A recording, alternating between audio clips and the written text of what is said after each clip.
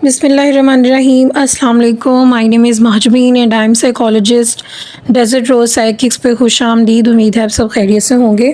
जैसे कि मॉडल को डिस्कस कर रहे हैं तो आज हम जिस टॉपिक को डिस्कस करेंगे वो है dynamic model, psycho dynamic model, जो कि एक साइकोलॉजिकल मॉडल है। तो फर्स्टली हम इसकी हिस्ट्री देखेंगे।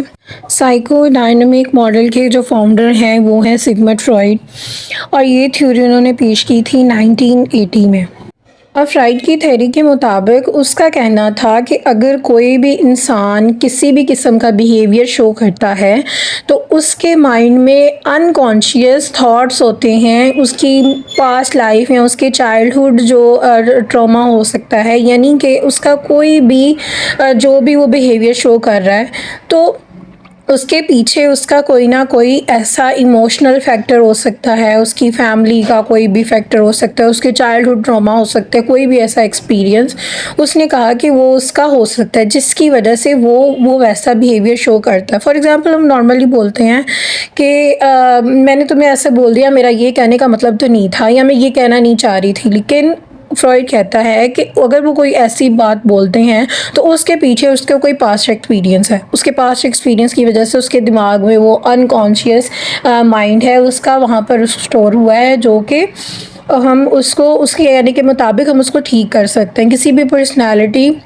अगर हम किसी का बिहेवियर चेंज करना चाहते हैं तो हमें उसके पास्ट सारी उसके एक्सपीरियंस को देखना पड़ेगा, उसकी चाइल्डहुड लाइफ को देखना पड़ेगा कि वो किस तरह से उसने ग्रो किया है।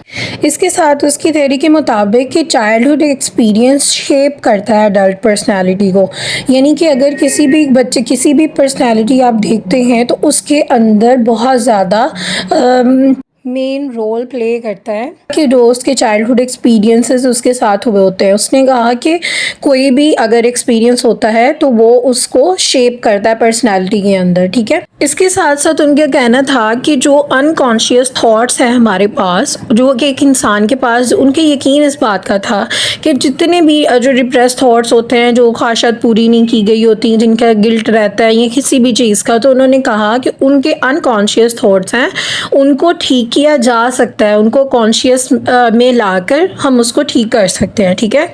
इसके साथ जो उनका जो वर्क था उनको काफ़ी क्रिटिसाइज़ किया गया था, लेकिन उनका जो अर्ली चाइल्डहुड एक्सपीरियंस था उसको वो बहुत ज़्यादा मुतासर कौन है।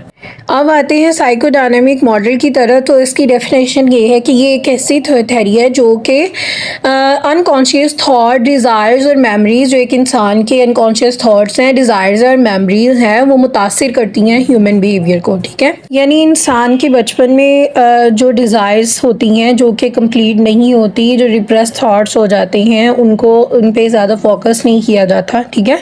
तो उनका उसने कहा कि बहुत ज़्यादा मेन रोल है, जो कि उसकी बिहेवियर को, इंसान का जो भी किरदार वो प्ले कर रहा है वो उसके अंदर बहुत ज़्यादा मुतासिर करती हैं, उसकी पास्ट मेमोरीज, उसकी डिज़ायर्स और उसका अनकॉन्शियस थॉट्स। अच्छा, ये तीन चीज़ें, इड, ईगो और सुपर ईगो, जो फ्रॉइड थे उनके कहने के मुताबिक ये था कि ये जो तीन चीज़ें हैं यही इंसान के बिहेवियर में बहुत ज़्यादा इम्पॉर्टेंट रोल प्ले करती हैं, ठीक है। अब इड की बात करें तो ये है कि मैं सिर्फ अपनी बात या अपने लिए जो चीज़ उसको उससे अपनी सिर्फ अपनी ज़ाती प्लेयर के लिए, ठीक है, कि जो चीज़ किसी को पसंद आ गई, या फिर फ़र्ज़ करें कि एक बंदा है उसको एक चीज़ पसंद आ गई है, वो कह रहा है कि मैंने उसको लेना है, हासिल करना है हर सूरत, ठीक है, क्योंकि उसे वो चाहिए। तो वो ये नहीं देखता कि ये हकीकत में है या हकीकत में नहीं है, ये उसका जो दुनियावी ज़िंदगी है उसके साथ कोई लेन देन नहीं है, उसकी सोसाइटी के साथ कोई लेन देन नहीं है, बस उसकी अपनी एक ख्वाहिश है कि मुझे ये चीज़ चाहिए, ठीक है। वो उसके उसके फ़ायदे और नुकसान नहीं देखेगा, ठीक है, उसको बस वो उसी टाइम चाहिए, अपने लिए चाहिए, ठीक है। फिर उसके बाद ईगो की बात आती है, तो अब वो चीज़ को ये देखना है कि क्या ये मेरे लिए फ़ायदेमंद होगी, या मैं इसको गलत वे से तो नहीं ले रहा, मैं इसको सही वे से लूँगा, ठीक है। यानी उसके अंदर क्वेश्चंस आ जाते हैं इंसान के अपने दिमाग के अंदर कि मैं इसको कैसे ले सकता हूँ, ठीक है। फॉर एग्जांपल अगर किसी को कोई चीज़ चाहिए, कोई ऐसा टॉय है या कुछ भी है, तो वो ये देखेगा कि मैं इसको कैसे हासिल करूँ, ये कि मैंने उसको चोरी नहीं करना, ठीक है। वो फिर उसको ख़रीदेगा या वो अपने वो उतने पैसे जमा करेगा उस चीज़ को लेने के लिए, ठीक है। उन्होंने कहा है कि ये जो है ना, ये माइंड के अंदर बैलेंस क्रिएट करती है। किसके अंदर बैलेंस क्रिएट करती है? इड और सुपर ईगो के अंदर। अब सुपर ईगो क्या है? सुपर ईगो ये है कि जिसके अंदर आप हर चीज़ के बारे में सोचते हो, ठीक है। उसके इखलाक के बारे में भी सोचते हो, क्या ये जो मैं चाह रहा हूँ वो इखलाक के है कि नहीं। सोसाइटी को भी देखना होता है, वो बिहेवियर को क्रिएट करता है कि आपने कैसा बिहेवियर रखना है, ठीक है। फॉर एग्जाम्पल अगर किसी को कुछ चाहिए तो वो कहेगा कि इड में वो क्या कहेगा कि मुझे ये हर सूरत चाहिए, चाहे वो पॉजिटिव वे में लूँ, चाहे मैं वो नेगेटिव वे से लूँ, चाहे मैं उसको चोरी करूँ, लेकिन मुझे हर वो चीज़ चाहिए जो मुझे पसंद है, ठीक है। लेकिन ईगो के अंदर वो क्या करेगा कि वो वे तलाश करेगा कि क्या मैं इसको मतलब पॉजिटिव वे में ले सकता हूँ, क्या सोसाइटी इसको देखते हुए मैं उसको यूज़ कर सकता हूँ या नहीं यूज़ कर सकता। सुपर ईगो में वो ये करता है कि वो ये भी कह सकता है कि क्या मैं मतलब जो चीज़ मेरे पास है, क्या वो मेरी तो ज़रूरत है, क्या मैं उसी को दे देता हूँ। कि वो जैसे वो क्या बोलते हैं कि उसके अंदर आ जाता है कि मैं अपने आप को अपना इखलाक बुलंद करता है, ठीक है। तो वो कहते हैं कि मैं ये चीज़ जो है वो मैं दूसरों को देता हूँ, किसी और के यूज़ में आ जाएगी, इवन कि उसके अपनी भी उसकी ज़रूरत थी, ठीक है।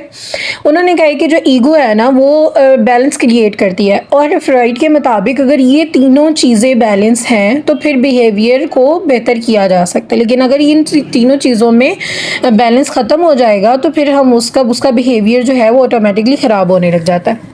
नेक्स्ट हम ये देखते हैं कि कैसे इसको अप्लाई किया जाता है। तो इसमें साइकोडायनामिक थेरेपी है, और वो थेरेपी क्या हेल्प करती है हमारी कि वो ट्रीटमेंट मेथड जो है, ये कैसा ट्रीटमेंट मेथड है जिसमें हम ये देखते हैं किसी भी इंडिविजुअल का कि क्या उसके जो इमोशनल इश्यूज हैं उसके बिहेवियर के पीछे, यानी कोई आके आपके साथ किसी भी किस्म की कोई बात करता है या वो किसी भी चीज़ के बारे में आपको बता रहा है, तो उसके बिहाइंड कौन सा इमोशनल फैक्टर्स हैं जिसकी वजह से क्या उसका इश्यूज हो सकते हैं जिसकी वजह से वो ऐसे बिहेव कर रहा है, ठीक है।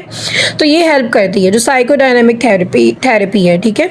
और साइकोडायनामिक अप्रोच जो है वो क्या करती है, वो हमारी मदद करती है ये देखने में कि जो इंडिविजुअल है उसका पास्ट एक्सपीरियंस, उसका चाइल्डहुड एक्सपीरियंस ने कितना मुतासिर किया है उसकी पर्सनालिटी को, और जो उसके बड़े होने के बाद उसके अंदर जितने भी उसके इर्द गिर्द के रिलेशनशिप हैं उसने कितना उसकी लाइफ को डिस्टर्ब किया है, ठीक है।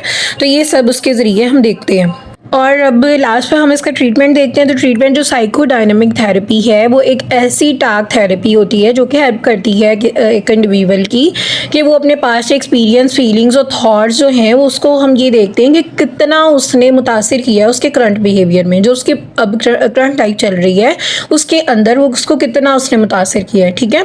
तो ये कैसे वर्क करता है कि एक थेरेपिस्ट और एक जो क्लाइंट है वो एक दूसरे के साथ मिलकर वर्क टुगेदर करते हैं, ठीक है। वो एक दूसरे के साथ मिलकर काम करते हैं।